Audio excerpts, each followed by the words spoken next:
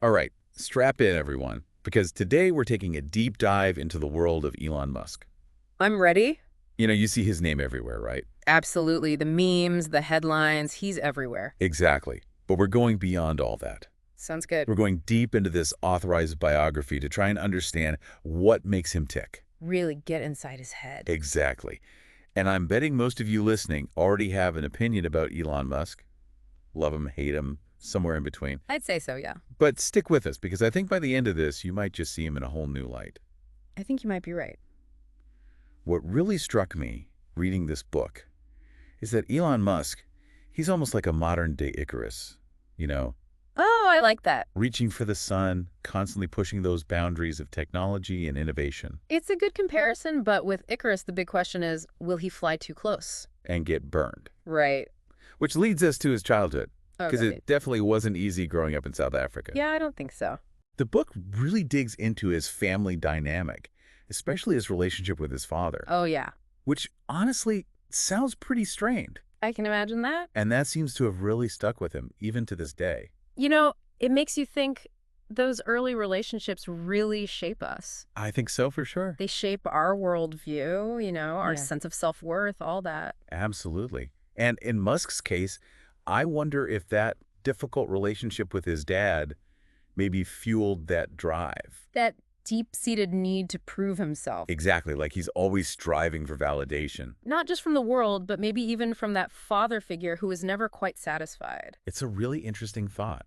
And it makes me wonder if that explains his relentless drive, even as a kid. I mean, he was selling Easter eggs for a profit, I know, right? teaching himself computer programming, just devouring books on science and technology. Yeah, not just his hobbies. No, this was an obsession. Completely. And that's what sets him apart. He wasn't just learning, he wanted to create, He wanted to build to push the limits. of what was even possible. Like, think about that video game he created and sold as a teenager. It's incredible. That wasn't just some kid messing around. No way. It showed a remarkable grasp of coding entrepreneurship. At such a young age. I know, it's crazy. So we've got this driven kid, right? Yeah. From a complex family. Definitely. But then there's the bullying. Oh, right. This book describes some pretty brutal stuff. Really? Yeah, he was targeted, physically assaulted all throughout school. That's awful. It really is. And you can't help but wonder how that shaped him. Well, imagine being constantly picked on, isolated. Made to feel like a total outsider. That could crush some people. For sure.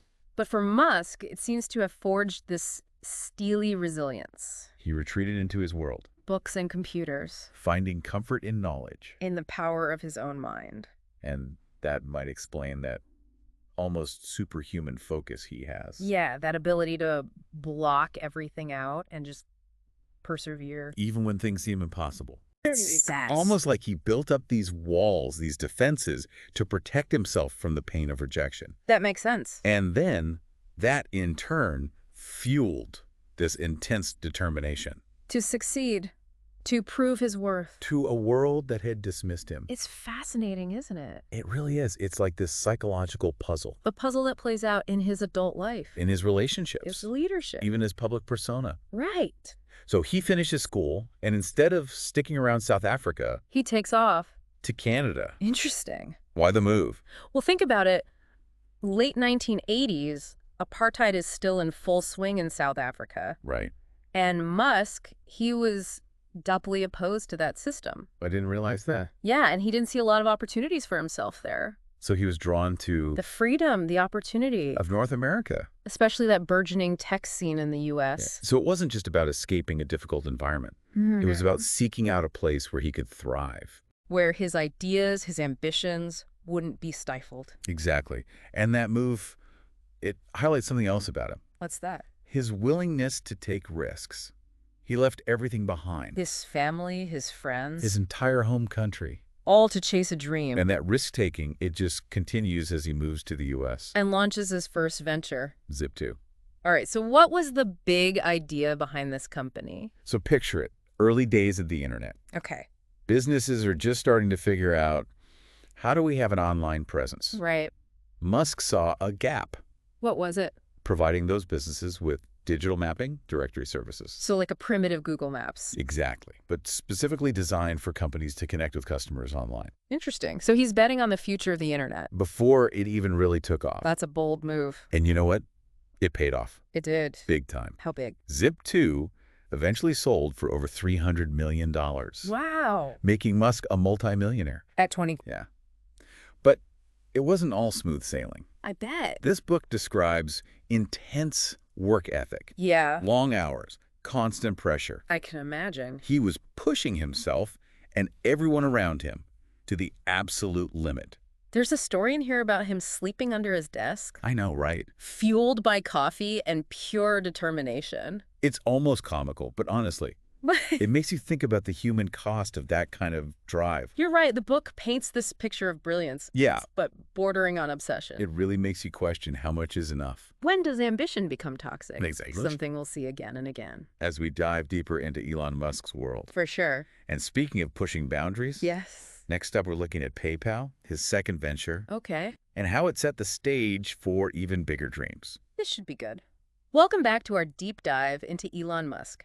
Last time we were talking about Zip2 and that huge success. Yeah, selling it, becoming a multimillionaire. I mean, for most people, that'd be it. Yeah. Time to relax, enjoy the good life. Exactly. But not Elon Musk. Of course not. He jumps right into his next venture. Which is PayPal.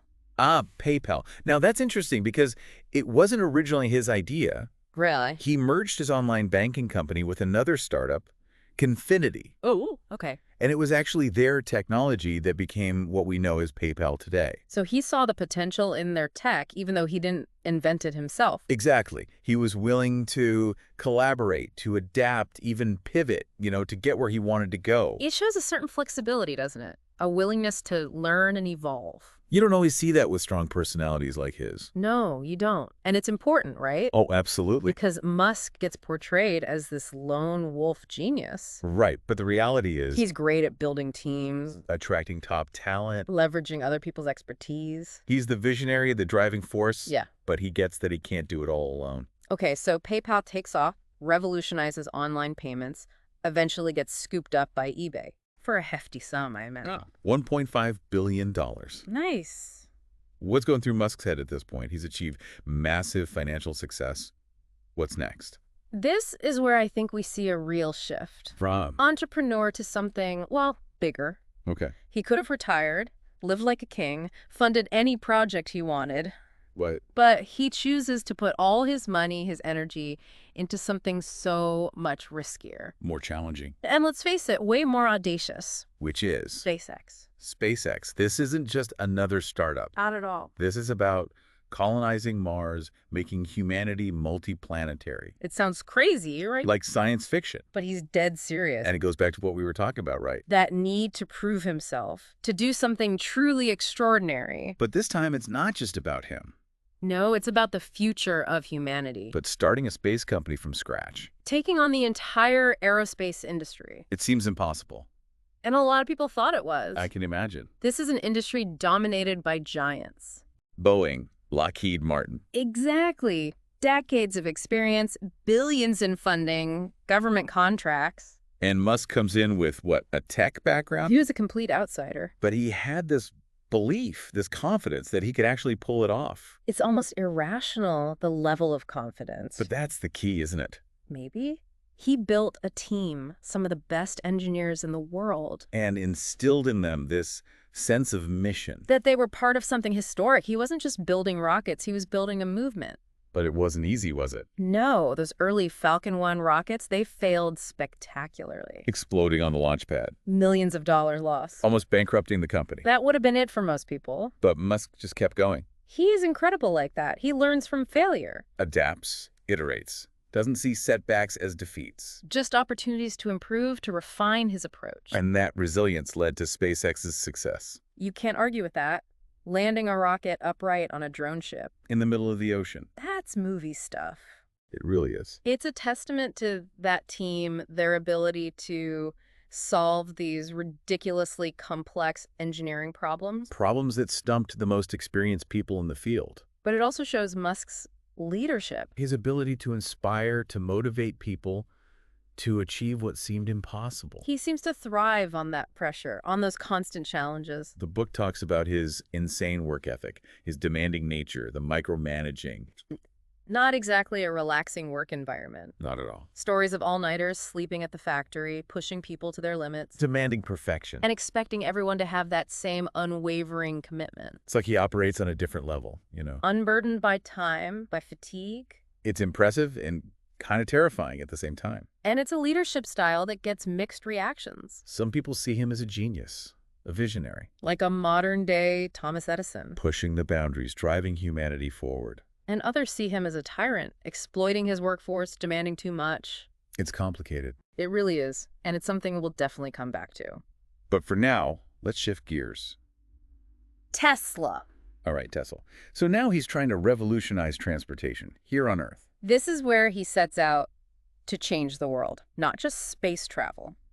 So we've talked about rockets and Mars and making humanity multiplanetary. Right. But let's be real, most of us are still stuck down here on Earth. True enough. And that's where Tesla comes in. Exactly. With Tesla, Musk takes on the auto industry. This massive industry. A behemoth that's been chugging along on fossil fuels for, what, over a century? Yeah, but electric cars, they weren't exactly brand new when Tesla showed up. No, they weren't. So what made Musk's approach different? What set him apart? He saw electric cars as the future of transportation, not just some niche product. Okay. Think about that early Tesla Roadster. Yeah. It was a statement, a high-performance sports car designed to turn heads. And challenge that perception. That electric cars had to be boring and impractical. He wanted to make them cool, desirable. Things people would crave. A brilliant marketing strategy. And it worked. It did, but it wasn't just about looks. No, Tesla pushed the boundaries of battery technology. Developing powertrains that could outperform gas engines. They weren't just building cars, they were building the foundation for a whole sustainable ecosystem. Okay, but the Roadster, it was a luxury car, super expensive. For early adopters, sure. How did he plan to make electric cars accessible to everyone? That's where the Model S comes in. That was a big gamble, wasn't it? It was to invest so heavily in a mass-market electric sedan. A lot of people were skeptical. The established automakers, definitely, and the financial risks were huge. But Musk believed this was the turning point. And he was right, the Model S changed everything. It proved that electric cars could be practical, stylish. Even luxurious. It forced the whole industry to play catch-up. And then there's the supercharger network. Another piece of the puzzle. He understood that for electric cars to really succeed, they needed a reliable charging infrastructure. So no range anxiety. Right. Tesla invested heavily in building that network of charging stations. Making it possible to drive long distances. He was thinking long-term, building not just the cars, but the whole ecosystem to support them. It's that vision, that pursuit of a sustainable future that sets him apart. But it hasn't been easy. No production delays, quality control issues. The pressure to keep up with demand. Running a company like Tesla. It's like trying to build a plane while it's already in flight. And then you have Musk himself, Larger than life. the Twitter guy. The occasional source of controversy. His management style, his personal life. It all feeds into the Tesla story.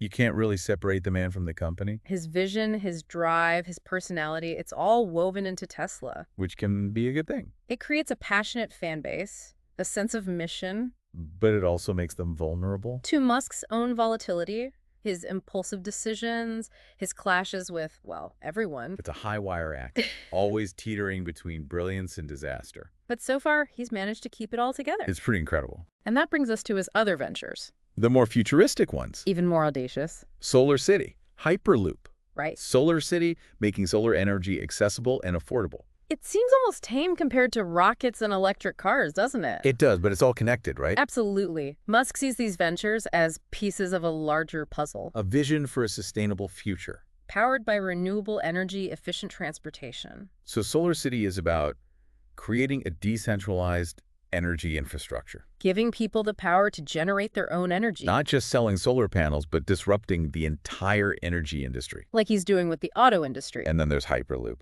Shooting pods through vacuum tubes at crazy speeds. It sounds like science fiction. A moonshot, but Musk thinks it could revolutionize transportation. Connecting cities in ways we can't even imagine. It's like he's always looking ahead. Trying to anticipate the future. Solve problems before they even exist. That's what makes him so fascinating. He's a disruptor, an innovator, a dreamer. He challenges everything, pushes boundaries, forces us to rethink what's possible.